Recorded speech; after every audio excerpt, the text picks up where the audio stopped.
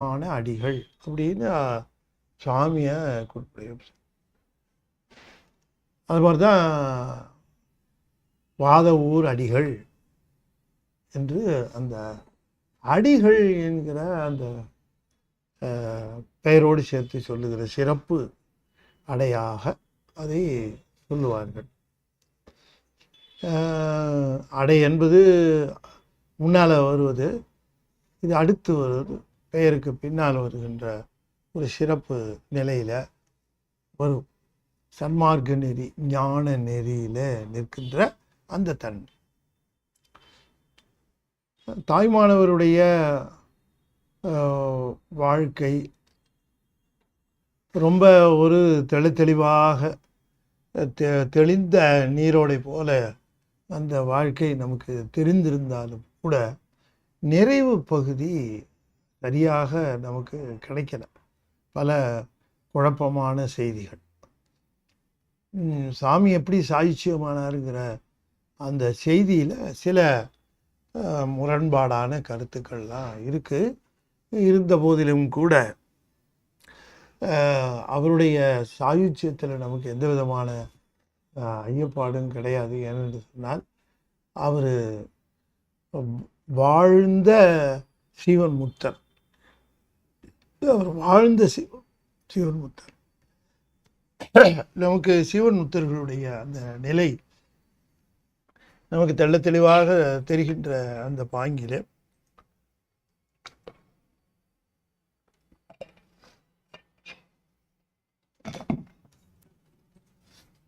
சுவாமிகளும் அற்புதமான ஞான குருவை பெற்று சாயுச்சியம் சிவன்முக்தி நிலையை அனுபவித்து உயிர்கள் எல்லாம் உய்ய வேண்டும் என்கிற காரணத்திற்காக உள்ளத்தை உருக்குகின்ற பாடல்களை அருளி செய்திருக்கின்றனர். அதாவது அருளாளர் நிலை எப்படி இருக்கும் அப்படிங்கிறத ஒரு அருளாளர் தான் சொல்ல முடியுமே தவிர அதை அந்த அருள்நிலைக்கு வாராதவர்கள் சொல்லுவது கடினம் இல்லைங்களா? அந்த அருள்நிலையிலே நின்று அதனை உணர்ந்தவர்கள் அந்த அருளாளர்கள் நிலை எப்படி இருந்திருக்கும், எப்படி அனுபவித்தார்கள் என்கிற அந்த செய்திகளை எல்லாம் அவர்களால் சொல்ல முடியும். இப்போ தெய்வச்சேக்கிழார் சொல்லுவது போல இன்னொருவர் சுந்தரமூர்த்தி சுவாமிகளுடைய வரலாற்றையோ ஞானசம்பந்த பெருமானுடைய உணர்வையோ அப்பர் சுவாமிகளுடைய அனுபவத்தையோ எப்படி சொல்ல முடியும்? என்ன காரணம் அப்படின்னு கேட்டால், அப்போ தெய்வச்சேக்கிழாரும் அந்த அருள் நிலையிலே இருந்தவர். அந்த அருள் நிலையில் இருந்தவர். இப்போ ஒரு பொருள் எப்படி இருக்கும் என்பதை இந்த பொருளை அனுபவித்தவனால தான் அதை சொல்ல முடியுமே தவிர அனுபவித்தவர்கள் கூற்றை எடுத்து சொல்லி அதை முழுமையாக புரிய வைத்து விட முடியாது. ஆகையினால அந்த அந்த அனுபவித்தவர்களே அவர்களே சொல்லுவதற்கு மிகவும் சிரமப்படுகிறார்கள். எப்படி இருக்குங்கிறத, அந்த அருள் அனுபவம் எப்படி இருக்குங்கிறத அவர்களுக்கு சொல்லுவதற்கு அத்தனை ஒரு கடினமாக அது இருக்கிறது. ஆனால் தாய்மானவருடைய அந்த பாடல்கள் நல்ல ஒரு உண்மையை நாம் புரிந்து கொள்ள வேண்டும். அந்த அருள் நிலையை சொல்ல அளவிலே உணர்த்தி விட முடியாது. அருள் நிலையை சொல்ல அளவிலே உணர்த்தி விட முடியாது. வெறும் சொற்கள் அந்த அருள் நிலையை விவரித்து விட முடியாது. இப்ப இவ்வளவு பாடி இருக்கிறார்களே சீவன் முத்தர்கள் என்று சொன்னால் அதுல தான் நாம ஒரு விஷயத்தை கவனிக்கணும். என்ன அப்படின்னு கேட்கிற பொழுது அவர்கள் அருளி செய்தவை எல்லாம் அவர்களுடைய சொற்கள் அல்ல. இப்போ அவர்களுடைய சொற்களாக இருந்த பட்சத்தில் இருக்குமானால் நம்முடைய சொற்கள் போலவே அந்த சொற்களும் அமைந்து அந்த சொற்களாலே விவரிக்க முடியாத, விளக்க முடியாத அந்த தன்மை தான் வந்திருக்கும். ஆனால் அருளாளர்களுடைய சொற்கள் எல்லாம் அது இறைவனுடைய சொற்களாக, பதிவாக்காக இருக்கிற காரணத்தினால அதுல அருள் தோய்வு இருக்கும்.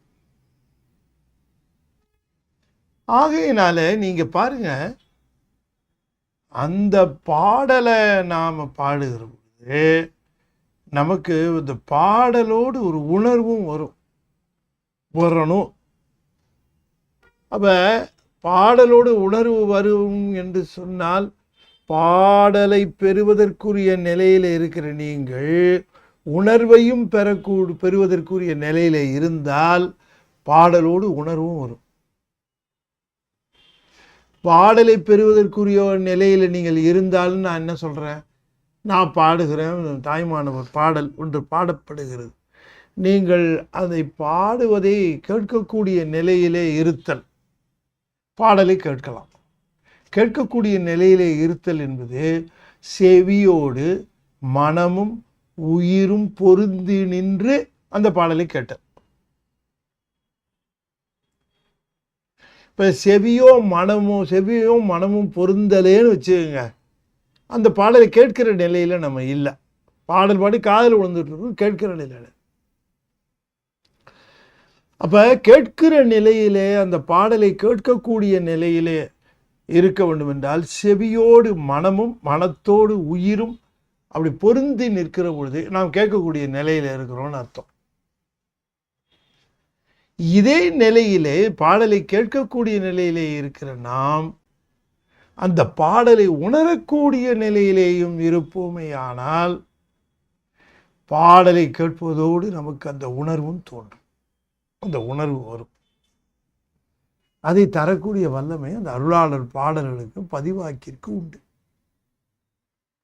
அப்ப இந்த பாடலை கேட்கிற பொழுது கேட்கின்ற நிலை மட்டும் இல்லாமல் பக்தி சிரத்தையோடு, உள்ள அன்போடு, அன்பிற் பெருகிய நிலையோடு அந்த பாடலை கேட்கக்கூடிய நிலை, பாடலை கேட்கக்கூடிய நிலையோடு பக்தி சிரத்தையும் அன்பும் பெருகிய நிலையிலே நின்று அந்த பாடலை கேட்கப்படுமானால் இப்போ உங்களுக்கு கேட்கின்ற பொழுது உணர்வும் பெருகும்.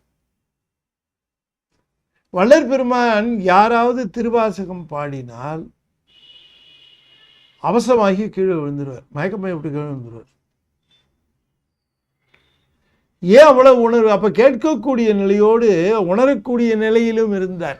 இப்ப நமக்கு ஏன் அப்படி வரலன்னா, கேட்கக்கூடிய நிலையில மட்டும்தான் இருக்கிறோம், உணரக்கூடிய நிலையில இல்லை. இந்த உணர்வு நிலையும் இருக்குமானால் அந்த உணர்வை தரக்கூடியது அருளாளர்கள் பாடல்கள். சில பாடல்கள் சிலர் பாடி இருப்பாங்க, அது வெறும் கேட்கக்கூடிய நிலையில தான் இருக்கும், உணர்வை தரக்கூடிய நிலையில இருக்காது. நீங்க என்னதான் உணர்வை பெறக்கூடிய நிலையில நீங்கள் இருந்தாலும் அது தரணும் இல்லையா? உங்களுக்கு அது புரியுதுன்னு நினைக்கிறேன். ஆகையினால அருளாளர்கள் பாடல்கள் உணர்வை பெருக்கும். த ஒன்லி திங், அது ஒரே ஒரு ரெக்குயர்மெண்ட் என்னன்னா, you should be in the concerned state, receiving mode. அதில் இருந்தீங்கன்னா அந்த உணர்வு பெருகும். அதுவும் பல விஷயங்களை தாய்மானவர் சொல்லுகிற பொழுது ரொம்ப அற்புதமாகவும் சிறப்பாகும். ஒரே பாடலில் எல்லா விஷயத்தையும் சொல்லாமல் அதை பல பாடல்களிலே ஒரு செய்தியை பல பாகங்களாக தரக்கூடிய வல்லமை தாய்மானவருடைய பாடல்களுக்கு உண்டு.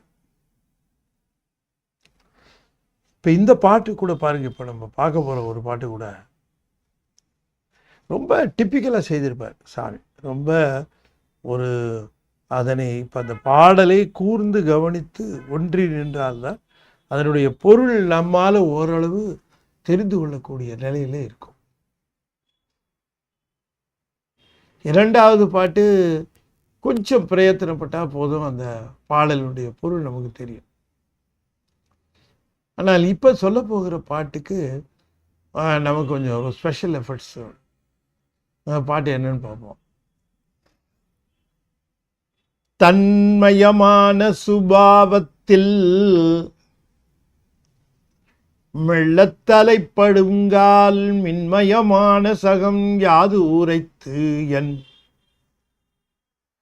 வெளியில் உய்த்த சின்மயமுத்திரை கையே மெய்யாகத் தெளிந்த நெஞ்சே நின்மயம் என்மயம் எல்லாம் நிறைந்த நிராமயமே. தெளிந்த நெஞ்சே நின்மயம் என்மயம் எல்லாம் நிறைந்த நிராமயமே.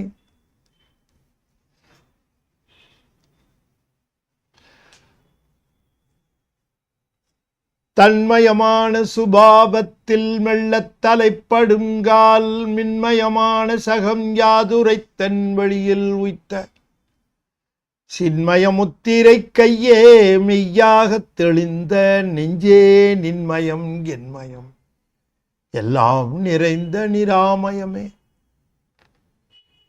வெளியில் உய்த்த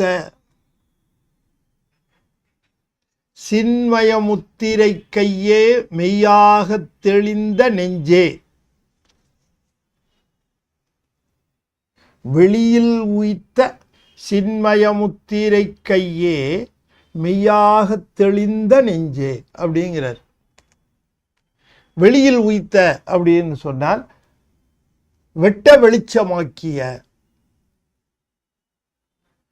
வெளியில் கொண்டு வந்து சேர்த்த, வெட்ட வெளிச்சமாக்கிய, விளங்கும்படியாக செய்த அப்படின்னு அர்த்தம். வெளியில் உய்த்த மறைவு இல்லை, மறைபொருள் அல்ல. அது வெளியில தெளிவா என்னன்னு சொல்லிட்டாராம். எது? சின்மயமுத்திரை. சின்மயமுத்திரை. இந்த சின்முத்திரை கையே வெளியில் உய்த்த சின்மய முத்திரை. சின்னுன்னா சித்து, ஞான முத்திரைன்னு அர்த்தம். ஞானமே மயமான முத்திரை கை. ஞானமே மயமான முத்திரை கை. நீங்க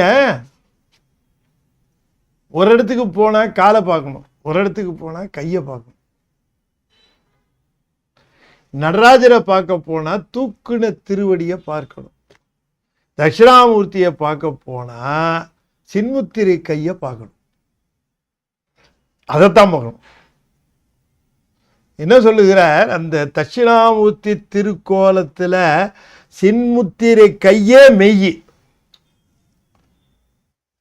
ரெண்டு அர்த்தம். மெய்யின்னா உண்மை, சின்முத்திரை கையே மெய்யே.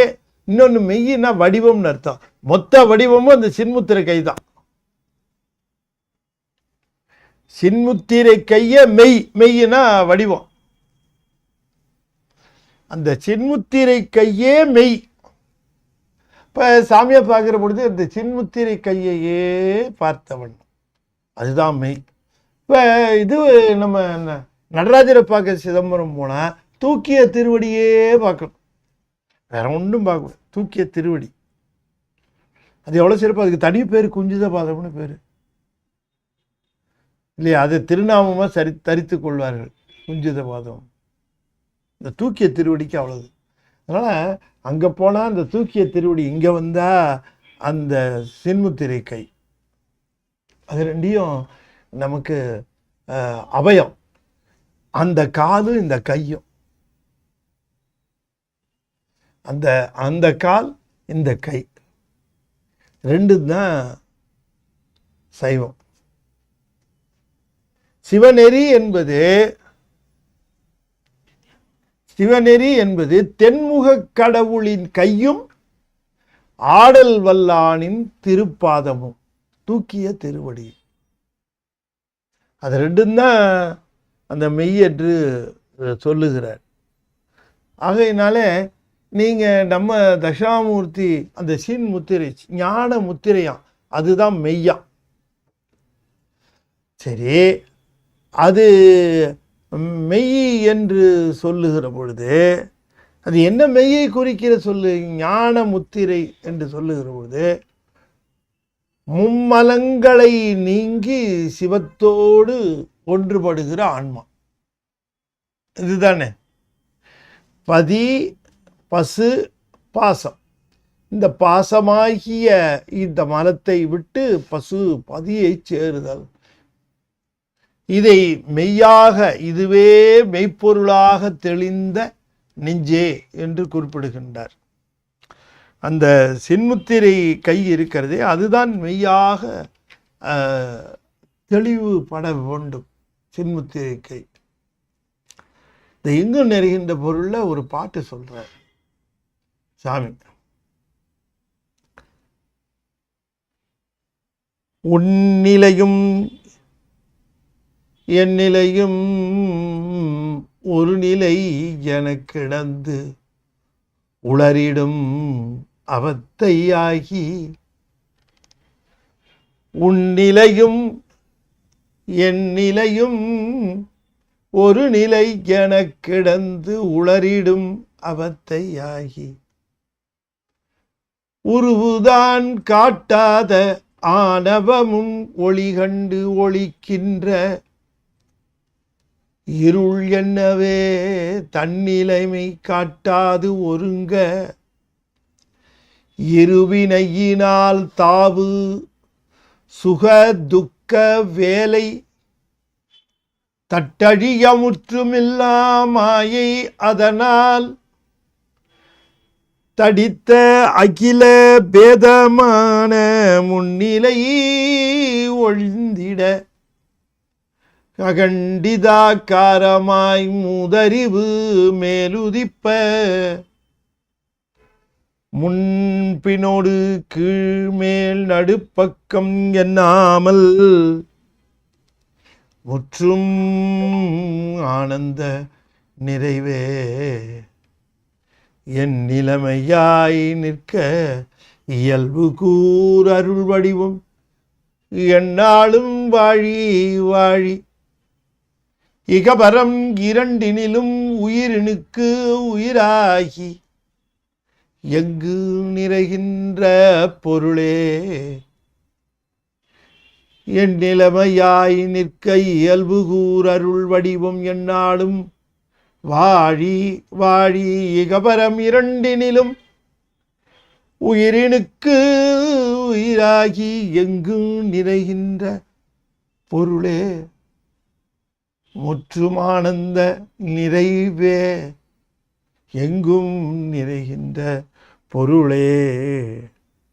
அற்புதமா இந்த ஒரு பாட்டையே அப்படியே தியானிச்சுக்கிட்டு சிந்திச்சுக்கிட்டே இருந்தா நாள் கணக்கா மாச கணக்கா வருஷ கணக்கா ஓடிடும். அப்படி ஒரு அருள் உணர்வு ஊட்டக்கூடிய அந்த டேல். சார் பெய்யுது மழை, நம்ம வாங்கிக்கிறதுக்கு தயாரா இருக்கணுமா இல்லையா? இப்போ யூஸ்வலாக மழை பெஞ்சோன்னு என்ன பண்ணுவோம், ஓடி வீட்டுக்குள்ளே போய் ஒழிஞ்சிருவோம்.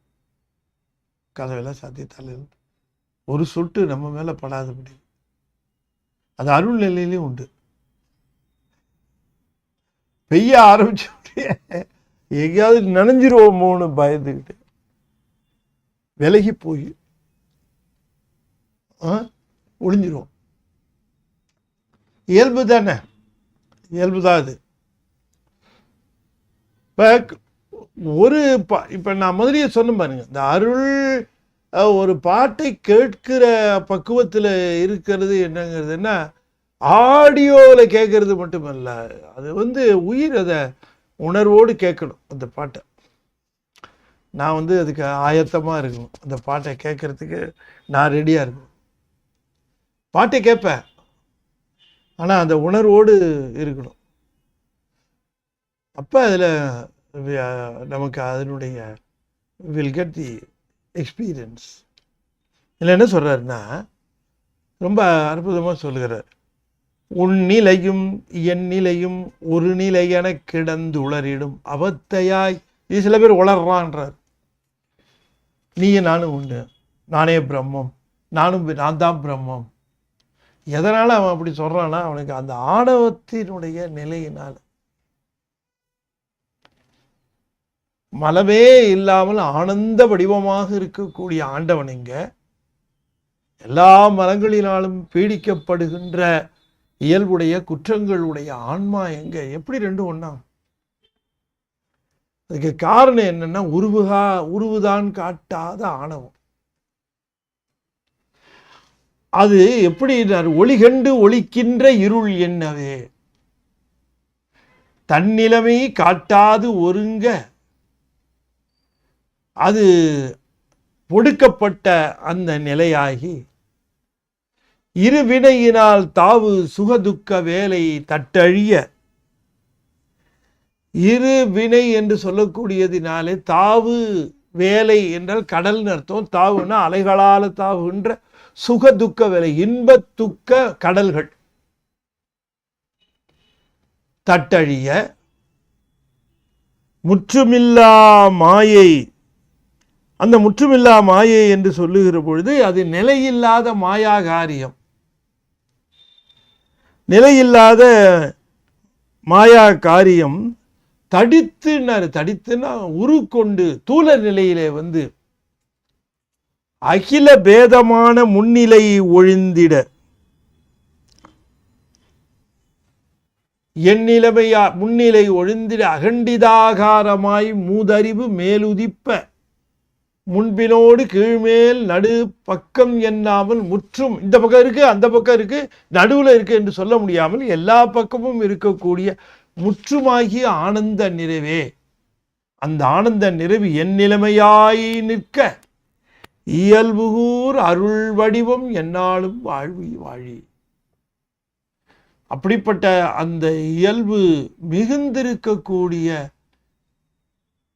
என்னாலும் அந்த வடிவம் வாழி வாழி என்று சொல்லுகிறார். அப்படி என்று சொன்னால் அந்த மும்மலங்களிலிருந்து விடுபடுகின்ற தன்மை அந்த அந்த நிலையில தன்னுடைய ஆணவம் கண்மம் மாயை என்று சொல்லக்கூடிய மும்மலங்களையும் நீக்கக்கூடிய வல்லமை சிவத்திற்கு மட்டுமே உண்டு. ஆகையினாலே சிவத்தை நாடி இம்மும்மலங்களையும் நீக்கி அருள் வடிவமாக பெற வேண்டியது ஆன்மாவினுடைய மிகப்பெரிய ஒரு பொறுப்பாக இருக்கிறது. அது இங்கே ரொம்ப அற்புதமாக சொல்லுகிறார். உன்னிலையும் என் நிலையும் ஒரு நிலை என கிடந்து உளறிடும் அவத்தையாகி. உருவுதான் காட்டாத ஆணவம் உருவு காட்டாது இல்லையா? ஒரு பொருளையும் காட்டாது இருள் உருவம் காட்டும், இருபொருளையும் காட்டாது ஈதுனார் திருவருள் பயன். அப்படி தன்னிலைமை காட்டாது ஒருங்க இருவினையினால் அந்த இருவினைகளாகிய அந்த கடலினாலே தாவு சுக துக்க வேலை தட்டழிய முற்றும் நீங்க தடுமாற. இதெல்லாம் வந்து அந்த ஆணவமும் கண்மமும் மாயையும் உருவுதான் காட்டாத ஆணவம் இருவினையின் தாவு சுகதுக்க வேலை முற்றுமில்லா மாயை. இது மூணையும் சொல்லுகிறார். ஆணவம் கண்மம் மாயை என்று சொல்லக்கூடிய இந்த மும்மலங்களும் முன்னிலை ஒழிந்திட என்று குறிப்பிடுகின்றார். முன்னிலை ஒழிந்திட என்று சொன்னால் சுட்டி அறிகின்ற தன்மையானது நீங்க அந்த இயல்புகூர் அருள்வடிவும் வரும் என்று சொல்லுகிறார். அது குருநாதர் உபதேசத்திலே தான் மனமானது நீங்குகிறது.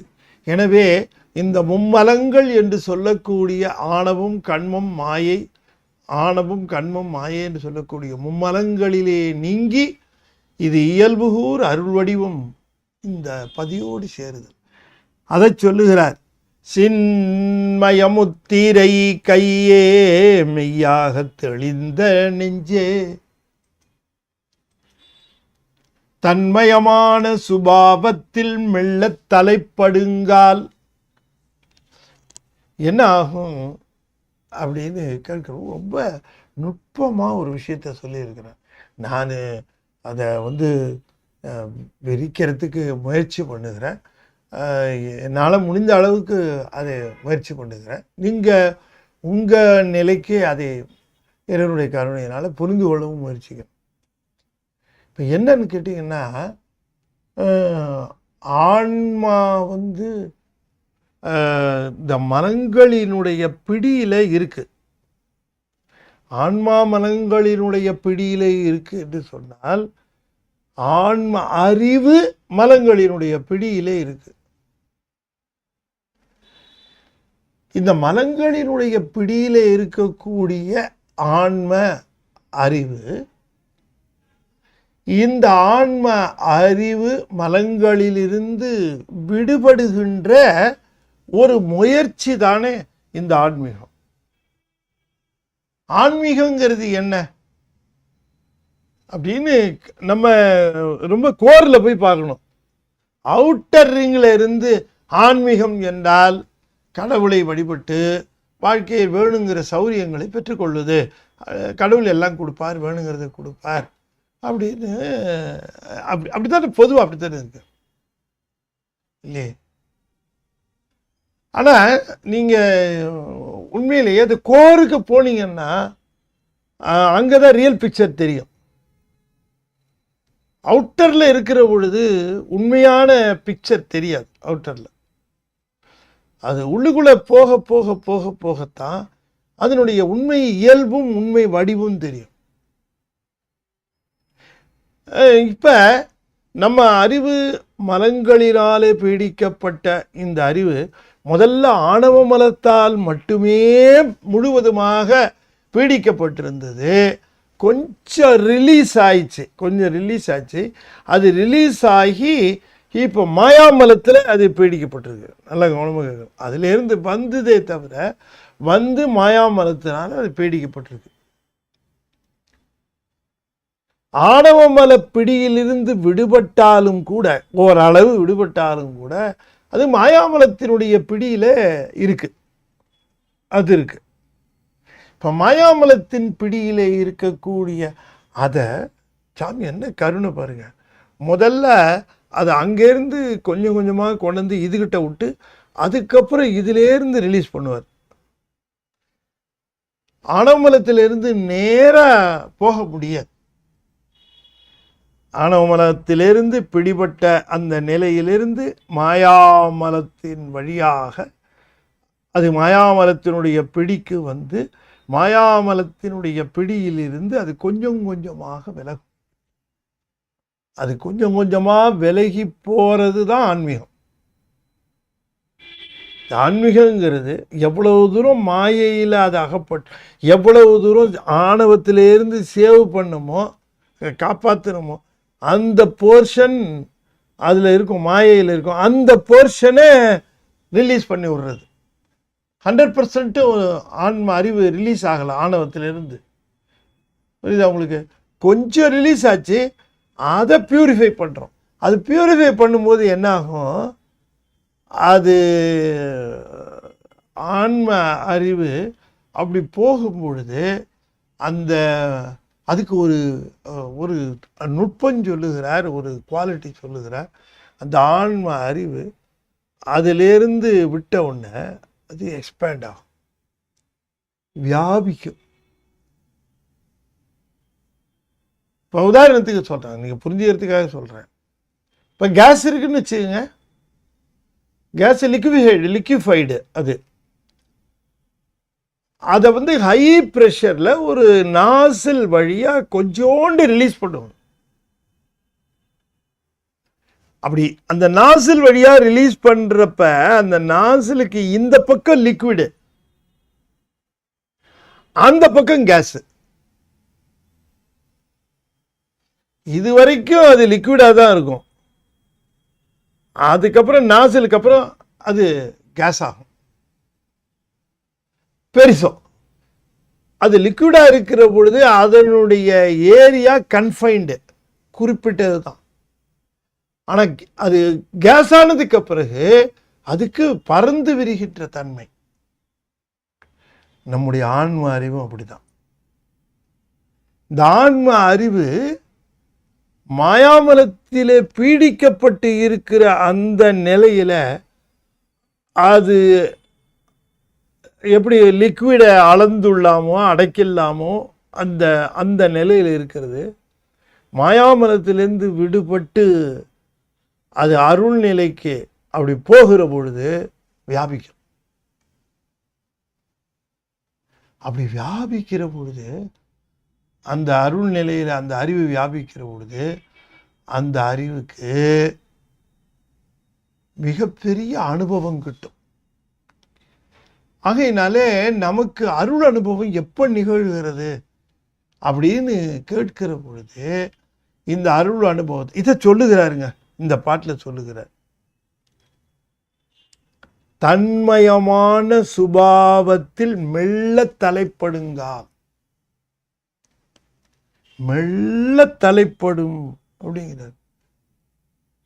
அந்த மெல்ல தலைப்படுங்கிறதுக்கு பஸ்டுவா வராது. அது அந்த ஆணவ மலத்திலிருந்து ரிலீஸ் பண்ண அந்த ஆன்ம அறிவு இருக்க மாயாமலத்திலிருந்து விடுபடுகிற பொழுது என்னட அப்படின்னு அது பெருத்து ஒதுக்கி இறைவனை நாடி நிற்கிற பொழுது அது எப்படின்னா தன்மயமான சுபாவத்தில் போடும். தன்மயமானதுன்னா இறைவனுடைய இயற்கை நிலையில பறக்கப்படும்.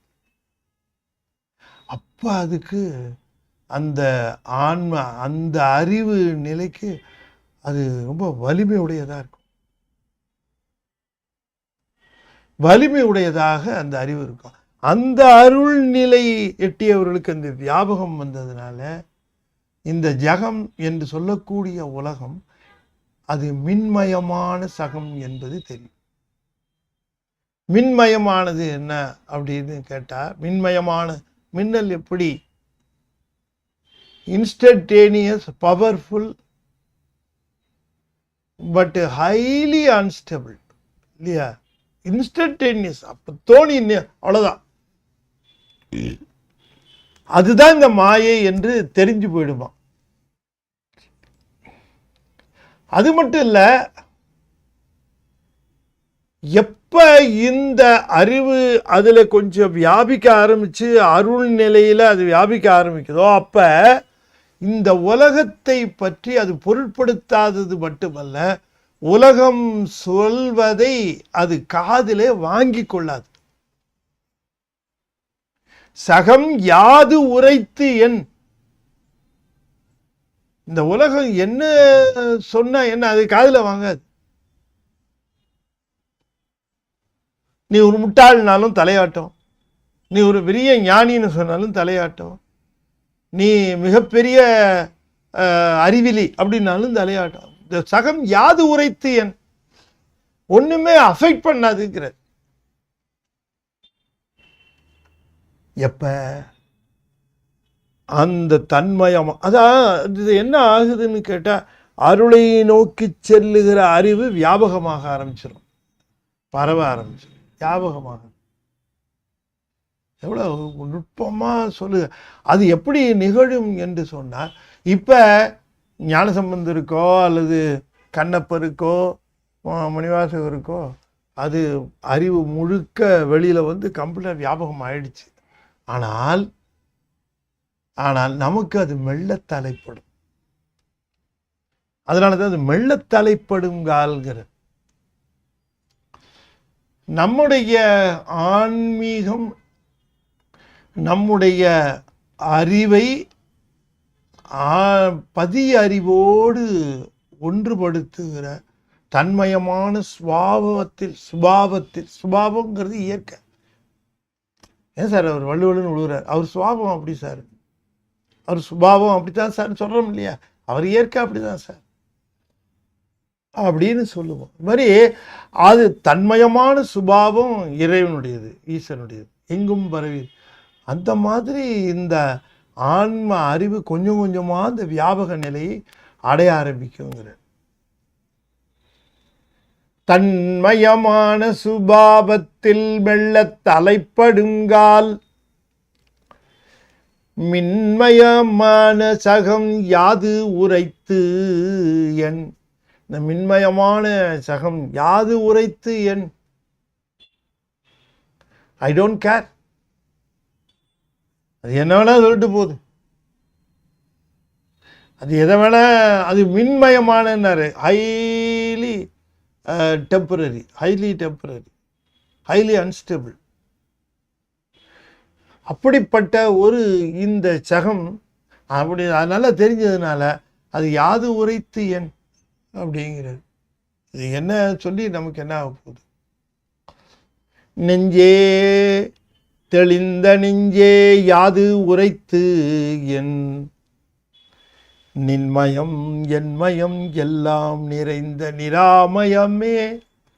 நெஞ்சே, அப்ப நீயே நானு எல்லாம் எல்லாம் எப்படி இருப்போம் தெரியுமா? எல்லாம் எல்லாம் அப்படியே ஆனந்தமயமான மலமற்ற அந்த ஈசனுடைய அந்த அரவணைப்பில் இருப்போம். நீ கண்டதுக்கெல்லாம் கலகி அவசப்படுறல்ல, கண்டதெல்லாம் நினச்சி நீ உன்னை புண்படுத்துன்னு இல்லாமல் என்னையும் எது புண்படுத்துறல, எதையோ சிந்திக்கிறல்ல. அதனால தான் தெளிந்த நெஞ்சேன்னார். தெளிந்த நெஞ்சே, உனக்கு அதுக்கப்புறம் ஏது கலக்கம், ஏது கவலை? எல்லாம் நின்மயம் என்மயம் எல்லாம் நிறைந்த நிராமயம். நிராமயம் என்று சொன்னால் நோயற்றவர்னு அர்த்தம். நிராமயர் என்று சொன்னால் நோய்ங்கிறது இங்க மலத்தை குறிக்கும், மலமற்றவர். நாமெல்லாம் அப்படியே சுவாமியினுடைய அந்த வியாபகத்தில் இருக்கிறதுனால நாமெல்லாம் பார்த்தீங்கன்னா இந்த ஜகத்து நமக்கு முடியாதது ஆகாதது தேவை உள்ளதெல்லாம் ஒன்றுமே கிடையாது. அப்படி எதுவுமே கிடையாது. நமக்கு அது ஒரு பொருட்படுத்த வேண்டிய அவசியம் இல்லாமல் போய்விடும். தெளிந்த நெஞ்சே நின்மயம் என்மயம் எல்லாம் நிறைந்த நிராமயமே. எல்லாம் நிறைந்த, எல்லாமே நிறைந்து வியாபகத்தில் இல்லாத பொழுது இந்த ஒரு சகத்தினுடைய ஒரு நிலையில பெறுவதெல்லாம் அது நிராமயமாக இருக்கிறது. மொத்த பிரபஞ்சமும் காலடியில் இருக்கிற மாதிரி இருக்கும். மொத்த பிரபஞ்சமும் கீழே இருக்கிற மாதிரி இருக்கு. அது எப்பன்னு கேட்டா, அறிவு வியாபகப்படுகிற பொழுது, அறிவு அருளை பெறுகிற பொழுது வியாபகமாகும். அறிவு வியாபகமாகிற பொழுது அதனுள் எல்லாம் அடங்க ஆரம்பிச்சு. அதே தான் சொல்லுகிறார். எனவே இந்த ஜகம், இந்த உலகம், இந்த உலக வாழ்வு, இந்த உலகத்தில் உள்ள விஷயங்கள்லாம் நமக்கு பெருசு பெருசாக தெரியுது. இப்போ காரணம் என்ன அப்படின்னு கேட்கிற பொழுது நமக்கு எல்லாம் பெருசு பெருசாக தெரியறதுக்கான காரணம் என்னன்னா, நமக்கு அந்த வியாபகம் அல்ல. இப்போ வியாபகம் என்பது இப்போ உடல் அளவுக்குள்ளே இந்த உயிர் இருக்கிறதுனால இந்த அறிவும் இந்த வியாபகம் இது கொஞ்சம் கொஞ்சமாக இந்த மாயையை விட்டு நீங்கி அருள்நிலைக்கு போகிற போது அதோட வியாபகம் பெருசாகும். அப்ப அது பெருசாகிற பொழுது இது சிறுசாகும். இது தானே சிறுசாகாது. அது பெருசாகிற பொழுது இது சிறுசாகும். நம்ம ஊர் மேப்பு பார்க்கும்போது பெருசா இருக்கும். தமிழ்நாடு பார்க்கிற போது மேப்பில் நம்ம ஊர் உள்ளோண்டு வரும். இந்தியாவை பார்க்கிற பொழுது அது இன்னும் இக்குனோண்டு வரும். உலகத்தை பார்க்கிற பொழுது இப்படி இருக்குன்னு உங்களுக்கு தெரியும். அப்ப அது மாதிரி இந்த சிவனுடைய பேரருள் நிலையில அறிவு தான் எல்லாத்துக்கும் காரணம். நல்லா கவனிச்சு அறிவு அருள்மயமாக வியாபிக்கிற பொழுது அதற்கு இந்த உலகம் மின்மயமானது, நிலையில்லாதது அப்படிங்கிறது தெள்ள தெளிவாக தெரிஞ்சோம். அந்த நிலையில யாது உரைத்து அது என்ன சொல்றது பற்றி என்ன நமக்கு கவலை என்று கேட்கிறார். உலகம் சொல்றதை பற்றி இப்போ ரொம்ப கவலைப்படுவோம். அவர் என்ன சொல்லுவாரோ, இவங்க என்ன சொல்லுவாங்களோ, அவங்க என்ன நினைப்பாங்களோ, இவங்க என்ன நினைப்பாங்களோ, அவங்க மனசு என்ன ஆகுமோ, என்னை பற்றி நினைக்கிறாங்களோ என்றெல்லாம் கவலைப்படும். அந்த நிலைக்கு போனதுக்கப்புறம் யார் என்ன நினைச்சா என்ன நமக்கு. என்னைக்காவது மணிவாசகர் என்னை பற்றி யாராவது என்ன நினைப்பாங்க அப்படின்னு யோசிச்சு கவலைப்பட்டிருப்பாரு. அவங்க என்ன பாண்டிய ராஜாவே என்ன நினைக்கிறாருன்னு கவலைப்படல அவர். ஒரு ராஜா என்ன நினைக்கிறாருன்னு கவலைப்படல அவர். மற்றவங்க நினைக்கிறத பற்றியா கவலைப்பட போகிறார்? நம்ம இந்த உலகத்தை பற்றி அதிகமாக கவலைப்பட்டுட்டு இருக்கிறதுக்கு காரணம் நம்ம சிவத்தை பற்றி அதிகமாக நினைக்காததுனால தான். சிவத்தை அதிகமாக நினைக்க ஆரம்பித்தவங்க உலகத்தை பற்றி கவலைப்படுறதுக்கு நேரம் இருக்குது. உலகத்தையே அதிகமாக நினச்சி கவலைப்படுறவங்க சிவத்தை நினைக்க நேரம் இருக்குது. அது எங்கே நேரம் இருக்கும்? இது ஏன் நினைக்கிறது? பொழுது அன்னைக்கு இதை நினைக்கிறதுக்கே நேரம் சரியாக இருக்குமே தவிர சிவத்தை நினைக்கிறதுக்கு எங்கே நேரம் இருக்கும்? இருக்காது. வீட்டில் படம் இருக்கும், பெரிய பெரிய விளக்கு இருக்கும், பெரிய தட்டு இருக்கும், நிறைய பழம் இருக்கும், விதவிதமான வர்ண ஜாலங்களில் மாலைகள் இருக்கும். So what? அதனால என்ன? உணர்வை, அந்த அறிவை அருள்மயமாக்கினோமா? அது மெல்ல தலைப்படுகிறதா? கொஞ்சம் கொஞ்சமா அருள்மயப்பா அறிவு அருள்மயமாக வேண்டும் என்கிற அந்த நிலையில, ஈசனை பற்றி சிந்திக்கிற அந்த நிலையில முழுமை பெறுகிற பொழுது அறிவானது வியாபகம் பெறும். அறிவு வியாபகப்படுகிற பொழுது அந்த வியாபகப்படுகிற அளவிற்கு அதுக்கு ஆனந்தம் கிடைக்கும். ஆகையினாலே அந்த ஆனந்தத்தை துய்த்தவர்கள் தான் நம்முடைய அருளாளர்கள். அந்த துய்ப்பில் தான் நமக்கு இந்த விளக்கத்தை சொல்லுகிறார். ரொம்ப அற்புதமான பாட்டு, பாட்டு. நமக்கு அதை இதை இப்போ என்னால் முடிஞ்ச அளவுக்கு சொல்லியிருக்கிறேன். அது எவ்வளோ தூரம் உங்களுக்கு அது ரீச் ஆயிடுச்சுங்கிறது எனக்கு தெரில. எனக்கு தெரிஞ்ச வரைக்கும் நான் சொல்லியிருக்கேன். அவரும் பாருங்க, நம்மளை நம்பி இந்த பாட்டை பாடியிருக்காரு. அதுதான் இன்னும் ஆச்சரியம்.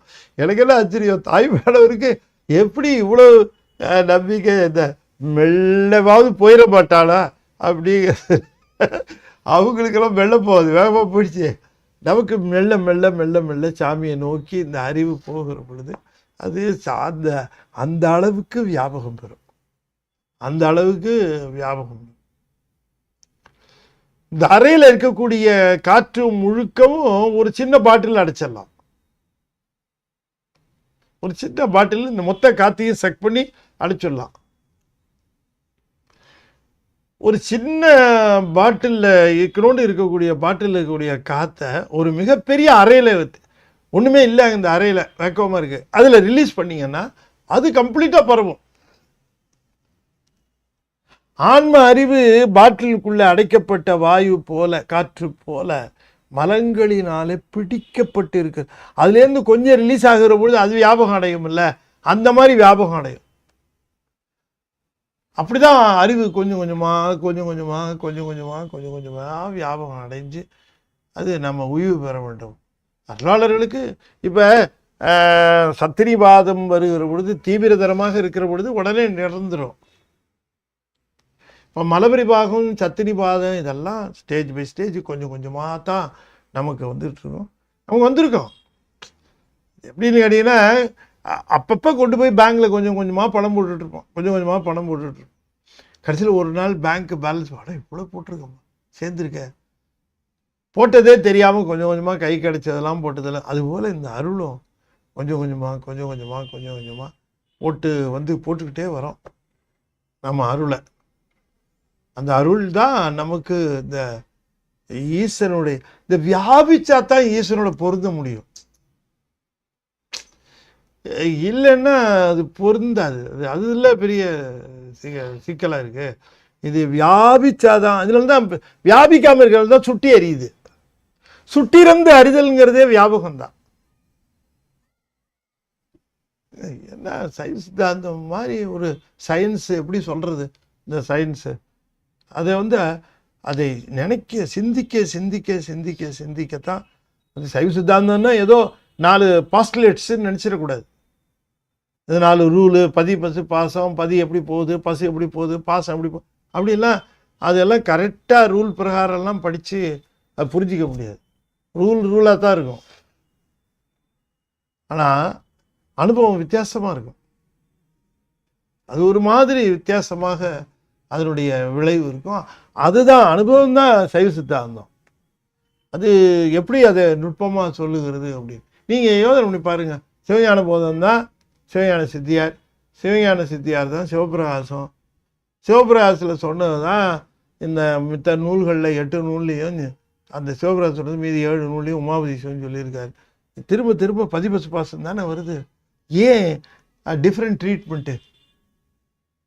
யோசி. அடுத்த பாட்டு ரொம்ப ஓகே, தெளிவான பாட்டு. ஆயும் கலையும் சுருதியும் காண்டற்கு அரிய உணை தோயும்படிக்கு கருணை செய்வாய் சுகவான் பொருளே.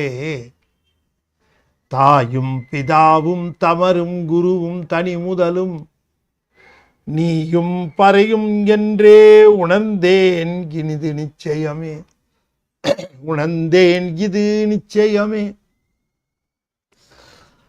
ஆயும் கலையும் சாத்திரங்கள், ஆயும் கலை ஆராய்ச்சி செய்கின்ற சாத்திரங்கள், தோத்திரங்களும் அதில் வரும். ஸ்ருதி மறைகள், மறை என்று சொல்லக்கூடிய தோத்திரங்கள். எனவே சாத்திர தோத்திரங்களால இப்பதான் சொன்னேன் காண்டற்கு அரிய உன்னை அப்படின்னு, அதனால் கண்டுவிட முடியாது என்று சொல்லுகிறார். அவையெல்லாம் நமக்கு புலா அருந்ததி நியாயமாக அவற்றை அதனுடைய இடத்தை அறிந்து கொள்ள உதவுகின்ற சாதனங்கள். சாத்திரம் படித்து விட்டதினாலே சிவத்தை தெரிந்து கொண்டேன் அப்படின்னு நோபடி கேன் கிளைம்.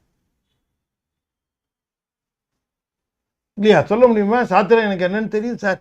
பதி எப்படி பசுவை பாசத்திலிருந்து விடுவிக்கிறதே தெரிஞ்சு போச்சு சார் எனக்கு. சார் எப்படி சாம்பார் வைக்கிறது தெரிஞ்சு போச்சு சார். பருப்பை தண்ணியில் வேக வச்சு கடைஞ்சி தக்காளி வெங்காயம் எல்லாம் போட்டு நல்லா தெரியும் சார். சாம்பார் கொஞ்சம் மிளகாய் விட்டு தூள் போட்டு கொதிக்க வச்சு காய போட்டு வேக வச்சு தாளிதம் பண்ணி இறக்கிட்டோம்னா சார் சாம்பார் சார், அவ்வளோதான். சாம்பார் செய்வது எப்படின்னு சொல்லுகிறவன் சாம்பாரை ருசிச்சவனாவானா? கேட்டவன் தான் ருசிச்சவனாவானா? எப்படி செய்கிறதுங்கிற ஒரு செய்முறை அதுதானே. ஆனால் உண்மையாக அதை செய்து அதனை அனுபவிக்கிற பொழுதுதான் அது உண்மை. அப்ப இறை அனுபவம் பெறுவதற்கான முயற்சியில் இறங்கி இறை அனுபவத்தை பெறுதல் வேண்டும். அதுக்கு முயற்சி செய்யணும். அது முயற்சி செய்ய வேண்டும் என்று சொல்லுகிற பொழுது ரொம்ப கடினம் என்று சொல்லுகிறார்கள். அது கடினம் என்று சொல்லுகிறார்கள். கடினம் என்று சொன்னதுக்கு காரணம் என்னன்னா, அதை பற்றுவது கடினம்னு சொல்லலை, இதை விட்டுட்டு அதை பற்றுவது கடினம். கடினம் அதில் தான் இருக்கு. சரி, விடுறதை பற்றி யோசிக்காத, அது அப்படியே இருக்கட்டும், அது விட வேண்டாம், நீ ஒன்றும் அதை ஏன் விடுற, அது இருக்கட்டும், இதை பற்று, இதை பற்று அப்படின்னு சொல்லித்தராங்க நம்ம பெரியவங்க. அது பாட்டுக்கு இருந்துட்டு அது பாட்டுக்கு அது ஒரு பக்கமாக இருக்கட்டும், அது இருக்குதேன்னு இதை பற்றாமல் விடாத, இதை பற்று அப்படின்னு நம்ம சமயம் சொல்லி தருகிறது.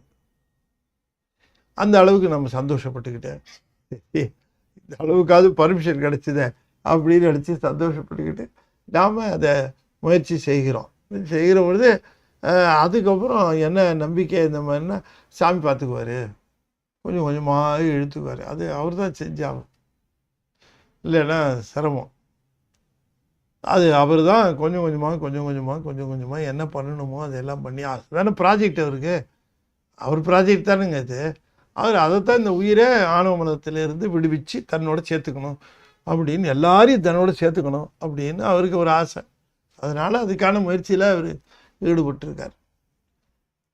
அந்த ஒரு நிலையை நாம் இந்த சாத்திரம் தோத்திரம் என்று சொல்லக்கூடியவை நம்முடைய முயற்சிகளை ஊக்குவிக்கும். ஆனால் அதனால் காண்டற்கு, நான் சொல்லலைங்க, இதெல்லாம் தாய்மன்னர் சொல்றார், காண்டற்கு அறிய, அதனால் மட்டுமே உன்னை கண்டுவிட முடியும் என்று சொல்லுவதற்கு இயலாத உன்னை தோயும்படிக்கு கருணை செய்வாய், உன்னோட பொருந்துறதுக்கு எனக்கு அருள் செய் அப்படின்னு கேட்குறார். என்னப்ப ஆயும் கலையும் சுருதியும் காண்டற்கு அறிய உன்னை, நான் ஆயும் கலையும் சுருதியும் படித்ததுனாலே உன்னை அடைய முடியாது என்று தெரிந்து விட்ட காரணத்தினாலே நான் எப்படியாவது உன்கிட்ட சேர்றதுக்கு நீ வழி செய் அப்படின்ட்டார். தாய்மானவர் கூட இவ்வளோ குசும்பு இருக்குன்னு எனக்கு தெரியும். அவ்வளவு சர்க்காஸ்டிக்காக சொல்லுகிறார்.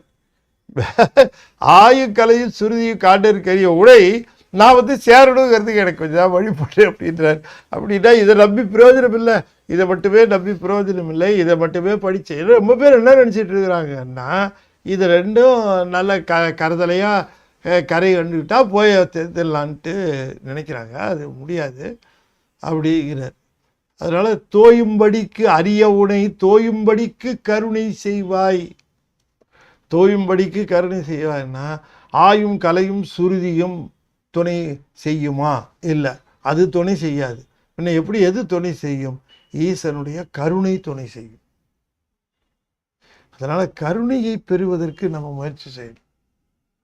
கருணை செய்வாய் சுகவான் பொருளே, வான் பொருள், சுகவான் பொருள், பெருமை மிக்க ஆனந்த பொருள். அது நீ உங்ககிட்ட சேர்றதுக்கு நீ நினைக்க வேண்டும், இது பரவாயில்ல, ரொம்ப நாள் கஷ்டப்பட்டுச்சு, இது திக்கி திணறி இது கடந்துக்கிட்டு இருக்க அலை, இது பரவாயில்ல, விடுவிச்சிருவோம், கூட்டுக்கணும், நம்ம வகத்தை கொஞ்சம் சேர்த்துக்குவோம் அப்படின்ட்டு தோயும்படிக்கு, உன்னோடு பொருந்தும்படிக்கு கருணை செய்வாய் வான்பொருளே. இது வரைக்கும் நீ என்னென்னவோ விதமாய் எனக்கு நீ உன்னுடைய திருவருளோடு எனக்கு உதவி செஞ்சிருக்க. எப்படி தெரியுமா? நீ தான் தாயாக இருந்திருக்க, நீ தான் பிதாவாக இருந்திருக்க, நீ தான் சுற்றமாக இருந்திருக்க, நீ தான் குருவாக இருந்திருக்க. எனக்கு இதெல்லாம் வேற வேறையாக தெரிஞ்சுது. முதல்ல அம்மா வேற, அப்பா வேற, சுற்றம் வேற, குரு வேற, ஏன்னா தெய்வம் வேற, அப்படிலாம் தெரிஞ்சுது. இப்போ தான் தெரியுது இது எல்லாமே உன் ஏற்பாடுன்னு, எல்லாமே உன்னுடைய ஏற்பாடு. இது நீயும் பறையும் என்றால் அம்பாள், நீயும் உன்னுடைய திருவருளுமே தான் எல்லாம். ஆக என்று உணர்ந்தேன், நான் உணர்ந்துட்டேன். இந்த மாயா வலையில கொண்டு போய் என்னை சிக்க வச்சது நீதான். இந்த மாயா வலையில சிக்க வச்சது நீதான். இந்த தாயே பிதா குரு அது இது எல்லாம் இதெல்லாம் தனித்தனியாக பேர் இருந்தாலும் எல்லாத்துக்கும் நீ தான். அத்தனையும் என்னோட தொடர்பு உள்ளதற்கு தேவரீருடைய கருணையே காரணமாக இருந்திருக்கிறது. அதனால உனக்கு இத்தனை பேத்தோட என்னை கொண்டு போய் சேர்த்து வச்ச, நீ உன்னோட சேர்த்து வைக்கிறதுக்கு கருணை இல்லையா? யாரோடையெல்லாம் எந்தெந்த உயிரோடையெல்லாம் கொண்டு போய் சேர்த்து சேர்த்து சேர்த்து சேர்த்து வச்சு இந்த உலக வாழ்வில் என்னை இத்தனை உயிர்களோடு பிணைத்தாயே, அத்தனை உயிர்களும் நீ பிணைக்க எனக்கு வந்தது தானே, ஏன் உன்னை நீ பிணைக்கக்கூடாது, உன்னை எனக்கு ஏன் தரக்கூடாது அப்படின்னு கேட்குறேன். இது நிச்சயங்கிறார், சத்தியம், இது சத்தியம். இந்த உறவுகளெல்லாம் நீ கொடுக்க வந்தது தான். இன்றாளுமாய் எனக்கு எந்தையுமாய் உடன் தோன்றினராய் முன்றாய் உலகம் படைத்து உகந்தான். அங்க அதோட ஃபுல் ஸ்டாப் ஆயிடுச்சு அவருக்கு. அதனால ஒரு பாட்டில் ஈஸியாக சொல்லிவிட்டாரு மொத்த உறவையும். நம்ம எங்கேயா சொல்ல முடியும்? எங்கே ஆரம்பித்து எங்கே முடிக்கிறது?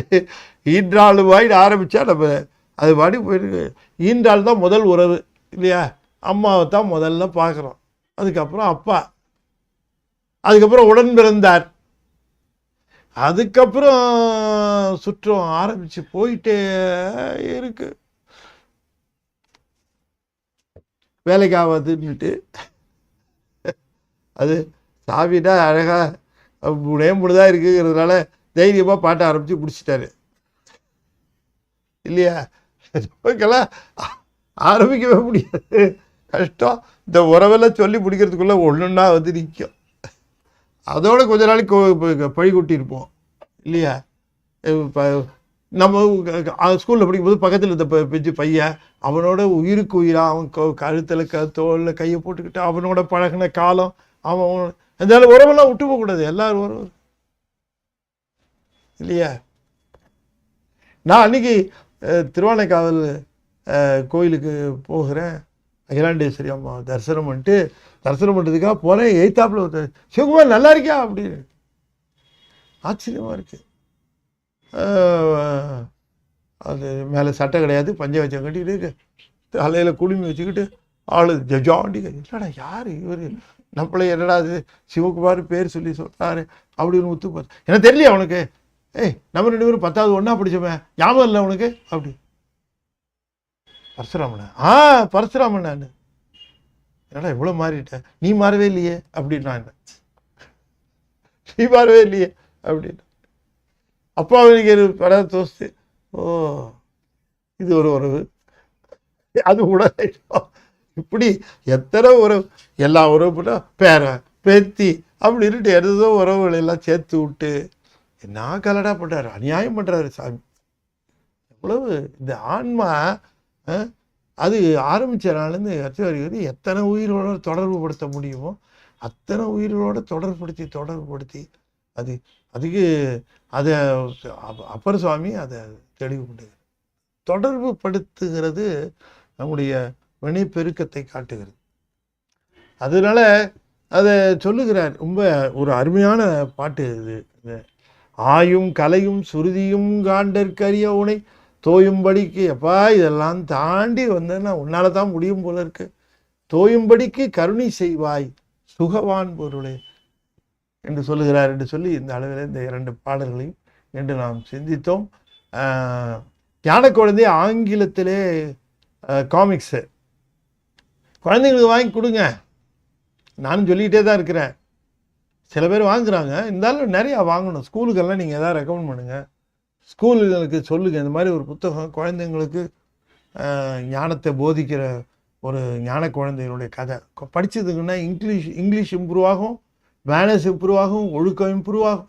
குழந்தைங்களுக்கு சிறு வயசுலேயே அந்த ஒழுக்கத்தை கொடுத்துடணுங்க, அந்த அந்த தன்மையை கொடுத்துடணும். ஆகையினால அந்த காமிக்ஸ் புக்கு ஞான குழந்தை எங்களுடைய பாப்புலர் டிமாண்டு. நீங்கள் அவசியம் அதை வாங்கி எல்லா குழந்தைகளுக்கும் கொடுங்க, பர்த்டே ப்ரெசண்ட்டாக கொடுங்க, குழந்தைங்களுக்கு பார்க்குற குழந்தைங்களுக்கெல்லாம் வாங்கி கொடுங்க என்று சொல்லி ஞானத்திரளுக்கு நீங்கள் சந்தாதாரரை சேர்த்து விடணும். நீங்கள் சந்தாதாரம் தான். ஞானத்திரளுங்கிற பத்திரிக்கை 13-14 வருஷமாக நடத்திக்கிட்டு இருக்கோம். அது எங்களால் முடிஞ்ச தொண்டு, உங்களால் முடிஞ்ச தொண்டு என்ன, அந்த தொண்டுக்கு ஒரு உதவி செய்கிறது. ஒரு 5 பேரையா அறிமுகப்படுத்தி அப்படியே பரவும். அப்படித்தானே திருமுறை பரவுறதுக்கு எப்படி வாய்ப்பு? வெறும் கோயிலுக்கு போயிட்டு வந்ததுனால திருமுறை பரவுமான்றது எனக்கு தெரியல. நம்முடைய சைவ நெறி என்னங்கிறது அடிப்படையாக தெரிஞ்சு கொண்டதான் சைவம் பரவும்.